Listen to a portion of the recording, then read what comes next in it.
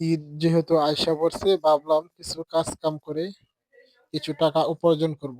এখন ঘুম থেকে উঠে সকালে কাজে গেলাম। কাজে যাইয়া হেরা প্রথমেই আমি একটি কুড়োর ডিজাইন কাটলাম। আরো অনেক কুড়ো ডিজাইন কেটেছি।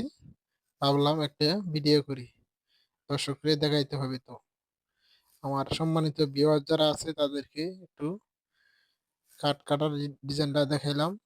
তারপরে ঈদ যেহেতু আসে বসে কিছু কাজ কাম করতে হবে, কারণ পকেটে টাকা টুকা নাই, কিছু টাকা উপার্জন করতে হবে।